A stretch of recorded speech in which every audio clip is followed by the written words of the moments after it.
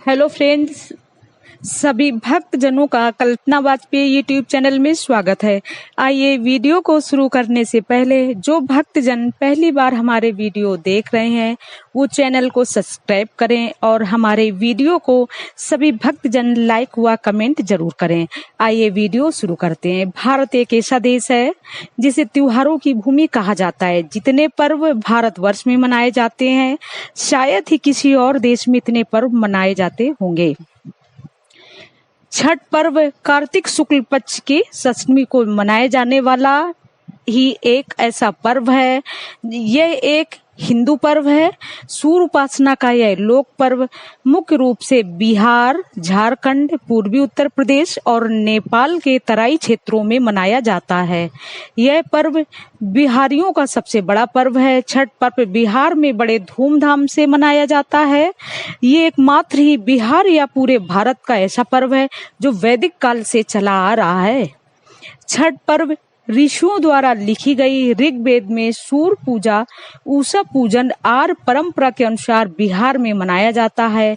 नहाय खाए के साथ शुरू होने वाले इस पर्व में व्रती और महिलाएं 36 घंटे का निर्जल व्रत रखती हैं और फिर सूर्य देव छठी माता की आराधना करती हैं। मान्यताओं के अनुसार छठी मैया सूर्य देव की बहन है। यह व्रत सूर्य भगवान, उषा, प्रकृति, जलवायु को समर्पित है। खरना वाले दिन व्रती महिलाएं भूखे प्यासे रहकर खीर का प्रसाद बनाती हैं। इसलिए बनाई गई खीर में चीनी की जगह गुड़ का प्रयोग करते हैं। इसको मिट्टी के चूल्हे में आम की लकड़ी में पकाते हैं और शाम के समय इसे खाया जाता है। और फिर होती है निर्जल व्रत की शुरुआत। तीसरे दिन डूबते हुए सूर्य को दूध और जल शर्द देकर ठेकुआ और फल का प्रसाद चढ़ाया जाता है। छठ में कोई मूर्ति पूजा शामिल नहीं है। त्योहार के अनुष्ठान कठोर है और 4 दिनों के अवधि में मनाए जाते हैं। इनमें पवित्र स्नान, उपवास और पीने के पानी से दूर रहना, लंबे समय तक पानी में खड़े होना और प्रसाद अर्घ्य देना शामिल है। मानता है कार्तिक मास में भगवान विष्णु जल में निवास करते हैं। नदी या तालाब में कमर तक प्रवेश करके अर्घ्य देने से भगवान विष्णु और सूर्य दोनों की पूजा एक साथ हो जाती है। साथ ही पवित्र नदियों में प्रवेश करने से सभी पाप नष्ट हो जाते हैं। नदी या तालाब में अर्घ्य देते समय जो जल नीचे गिरता है उस जल का छींटा भक्तों के पैरों पर नहीं पड़ता। कई लोग अपनी मनोकामना के लिए दंडवत प्रणाम करके छठ घाट पर अर्घ्य देने जाते हैं। इस कठिन तप से छठी मैया और सूर्य देव अति प्रसन्न होते हैं। इसको भूईपरी या षष्ठी के नाम से जानते हैं। पौराणिक कथा के अनुसार छठ की शुरुआत भगवान राम सूर्यवंशी थे, जिनके कुल देवता सूर्य देव थे। रावण वध के बाद जब राम और सीता अयोध्या लौटने लगे तो पहले उन्होंने सरयू नदी के तट पर अपने कुल देवता सूर्य भगवान की उपासना की और व्रत रखकर डूबते सूरज की पूजा की। यह तिथि कार्तिक शुक्ल की षष्ठी थी। अपने भगवान को देखकर वहां के प्रजा ने भी यह पूजन आरंभ कर दिया। तभी से छठ पूजा की शुरुआत हुई। एक अन्य कथा के अनुसार छठ पूजा मनाने की शुरुआत महाभारत काल से मानी जाती है। अंगराज कर्ण सूर्य पुत्र होने के साथ साथ सूर्य के उपासक भी थे। वे रोजाना नदी में जाकर सूर्य भगवान की आराधना किया करते थे। महाभारत के अनुसार कर्ण को उनके मित्र दुर्योधन द्वारा अंग देश का राजा बनाया गया, जिसे आज के बिहार में भागलपुर के नाम से जाना जाता है। मान्यताओं के अनुसार कर्ण षष्ठी और सप्तमी के दिन सूर्य देव की विशेष पूजा करते थे। साथ ही मांगने आए याचकों की इच्छा भी पूर्ण करते थे। तब से अंग देश के निवासी भगवान सूर्य की पूजा करने लगे। द्रौपदी ने भी की थी छठ पूजा जब पांडवों जुए में अपना सब कुछ हार गए थे। तब श्री कृष्ण द्वारा बताए जाने पर द्रौपदी ने छठ पूजा की थी।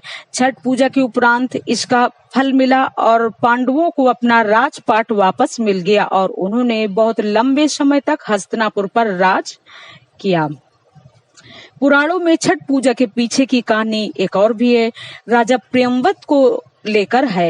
राजा प्रियंवत को कोई संतान नहीं थी। तब महर्षि कश्यप ने पुत्र की प्राप्ति के लिए यज्ञ कराकर प्रियंवत की पत्नी मालिनी को आहुति के लिए बनाई गई खीर दी। इससे उन्हें पुत्र की प्राप्ति हुई, लेकिन वो पुत्र मरा हुआ पैदा हुआ। प्रियंवत पुत्र को लेकर शमशान गए और पुत्र वियोग में प्राण त्यागने लगे। उसी वक्त भगवान की मानस पुत्री देवसेना प्रकट हुई और उन्होंने राजा से कहा कि वो सृष्टि की मूल प्रवृत्ति के छठे अंश उत्पन्न हुई है, इसी कारण वो षष्ठी कहलाती हैं। उन्होंने राजा को उनकी पूजा करने और इससे प्रजा को पूजा के लिए प्रेरित करने को कहा। छठ का पर्व देवी देवताओं के साथ साथ प्रकृति व कृषि की उन्नति का प्रतीक भी है। यही एक पर्व है जहाँ अस्तांचल सूर्य की पूजा होती है और प्रसाद में आटे व गुड़ से बने ठेकुआ के अलावा केले, सेब, कच्ची हल्दी, बैगन, शकरकंद, मूली, खीरे, गोभी, गन्ने आदि चढ़ाए जाते हैं। इसमें बांस से बने सूप टोकरी का प्रयोग करते हैं। छठ पूजा में भगवान सूर्य देव को अर्घ्य देते समय ये मंत्र कहे जाते हैं। ओम सूर्याय नमः, ओम आदित्याय नमः, ओम नमो भास्कराय नमः, अर्घ्य समर्पयाम मंत्र कहा जाता है। प्रकृति के छठे अंश से उत्पन्न हुई छठी माता, उनको भगवान विष्णु ने बालकों की रक्षा करने के लिए रची माया के नाम से भी जानते हैं। साथ ही छठी मैया को माँ दुर्गा के छठी रूप कात्यायनी भी मानते हैं। छठी मैया वही ब्रह्मा जी की मानस पुत्री भी हैं। छठ पूजा साल में 2 बार होती है, एक चैत्र मास में, दूसरा कार्तिक मास में। चैत्र शुक्ल पक्ष अष्टमी पर मनाए जाने वाले पर्व को चैती छठ व कार्तिक शुक्ल षष्ठी पर मनाए जाने वाले पर्व को कार्तिक छठ कहा जाता है। इसमें स्त्री और पुरुष दोनों ही व्रत रखते हैं। छठ व्रत 4 दिनों तक चलता है। प्रसाद के रूप में ठेकुआ का विशेष महत्व है। संध्या के समय इन पकवानों को बड़े बड़े बांस के डाले में भरकर नदी, तालाब, सरोवर के तट पर ले जाया जाता है। नदी के घाट पर सभी भक्त संध्या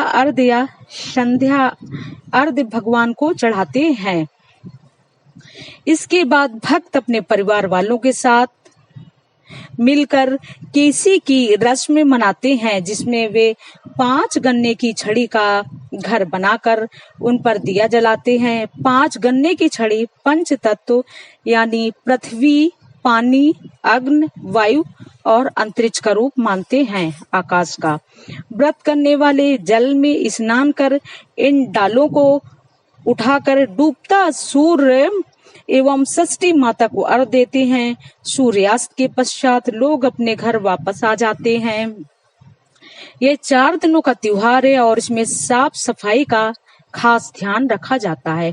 इस व्रत को करने के नियम इतने कठिन हैं, इस वजह से इसे महापर्व और महाव्रत के नाम से भी जानते हैं। खास बात ये, इसमें मूर्ति पूजा नहीं होती, किसी मूर्ति की पूजा नहीं की जाती। हम लोगों की तरफ से सभी को छठ मैया की हार्दिक शुभकामनाएं। जय छठ मैया, जय हो। Thank you.